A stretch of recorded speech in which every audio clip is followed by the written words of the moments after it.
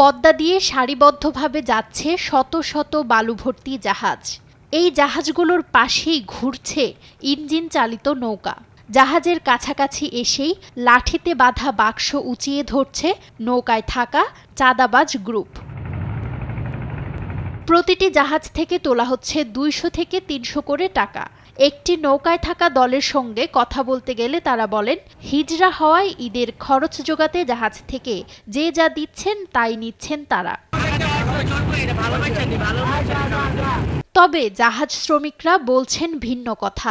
তাদের অভিযোগ, সিরাজগঞ্জ থেকে পদ্মা নদী হয়ে নারায়ণগঞ্জ পর্যন্ত পৌঁছাতে 10 থেকে 15টি পয়েন্টে গুনতে হয় অন্তত 4 থেকে 5 হাজার টাকা। এসব কাজে নিয়োজিত রয়েছেন বিভিন্ন চাঁদাবাজি গ্রুপের সদস্য, নৌপুলিশ ও হিজড়ারা। আমাদের এইখানে অনেক চাঁদাবাজি হয়। তা চাঁদাবাজি হওয়ার পরে 2000-2500 টাকা নেয়, আমাদেরকে মারধর করে, মোবাইল টোবাইল হাতায় নিয়ে জায়গা। তারপরে মাঝে মাঝে এখানে পুলিশ নামে, যখন পুলিশ নামে তখন সিবোট নিয়ে পুলিশ নামলে এরা চাঁদাবাজ থাকে না, চাঁদাবাজ উঠে যায়। তাদেরকে যদি বলি যে তো আমরা কিন্তু পুলিশকে জানাবো, তারা মুখ খারাপ করে বলে যে আমরা পুলিশকে কিনে লইছি, টাকা দিয়ে আইছি পুলিশকে। 200 টাকা দিয়েছি, 200 টাকা দেওয়ার পরে তারা মানে না, 300 টাকা দিতে হবে।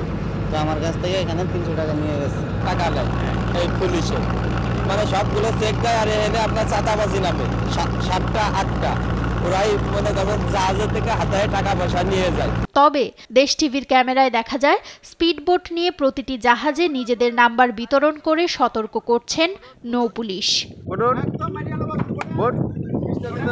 নৌপথের চাঁদাবাজি ঠেকাতে প্রতিনিয়তই কাজ করে যাচ্ছেন বলে দাবি নৌপুলিশ কর্মকর্তার। আসলে পুলিশের বিরুদ্ধে অভিযোগ যেগুলো হয় সেগুলো আসলে ঠিক না।